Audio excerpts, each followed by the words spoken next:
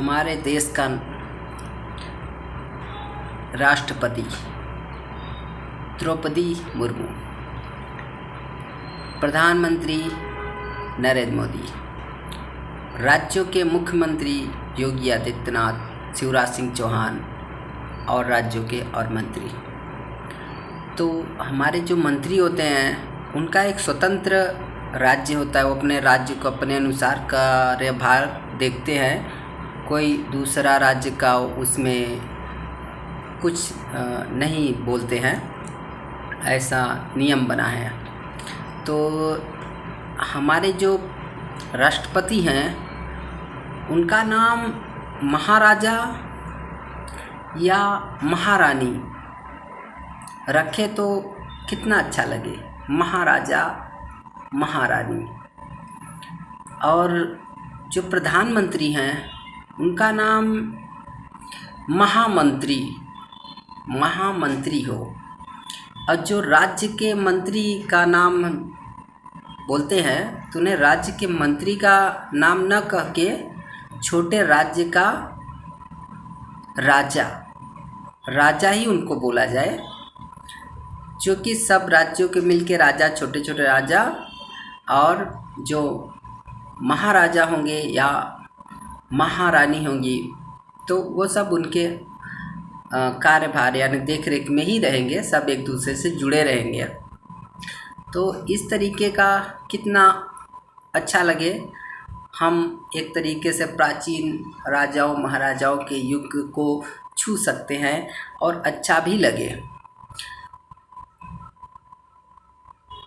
और ये संविधान में 105 या कुछ ज़्यादा कम संशोधन हुए हैं। आगे भी संशोधन हर 5 साल में कुछ न कुछ होते ही रहते हैं। देखिए आगे ये जब तक चले, और ये तो चलता ही रहेगा। संशोधन कार्य कब रुकेगा इसका कोई अनुमान कोई लगा ही नहीं सकता। तो ऐसा है। तो राष्ट्रपति का जो नाम है वो महाराजा हो, और मंत्री राज्य मंत्री का नाम भी राजा हो, और प्रधानमंत्री का नाम महामंत्री। जैसे हमारे प्राचीन समय में, पहले के समय में नामकरण थे, कितने सुंदर थे। महाराणा प्रताप, छत्रपति शिवाजी, महारानी लक्ष्मीबाई। तो और जो चुनाव प्रचार होते हैं वो भी अपना रथ पर हों, और वाक युद्ध, क्योंकि शस्त्र युद्ध से इसको चुनाव लड़ने शब्द को बोला जाए, लड़ाई होगी पर वाक युद्ध।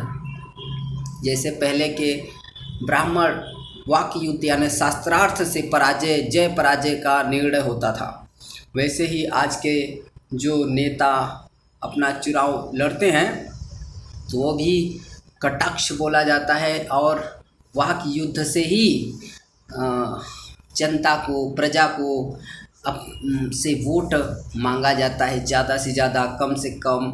और चाहे लालच दिखा के, चाहे भय दिखा के, चाहे कोई भी चीज़ें दिखा करके या बातों से, शब्दों से प्रजा को मोहित करना, अगली पार्टी को, अगले राजा को, अगले नेता को बातों कमियां बताना, अपने को आगे करना, ये सब वाक युद्ध हैं। और पहले के राजा तो शस्त्र युद्ध से विजय प्राप्त करते थे कि तुम हमारे शस्त्र के नीचे पराजय स्वीकार कर लो और अपना राज्य में रहो, कोई दिक्कत नहीं है, कोई प्रॉब्लम नहीं है, आप अपने राज्य में आराम से रहो। तो इस तरीके से देखिए आगे संशोधन होते एक दिन तो आएगा जब संशोधन रुकेगा और सारी चीज़ें व्यवस्थित अच्छे से सब कुछ सही होगी। रखा जाए। आप लोग भी कुछ सोचिए, बताइए। हमारे विचार अच्छे हैं, है तो अच्छी बात है, नहीं है तो फिर जो चल रहा है वो तो आगे सुधार होते ही रहेंगे। जय श्री राम, राधे राधे।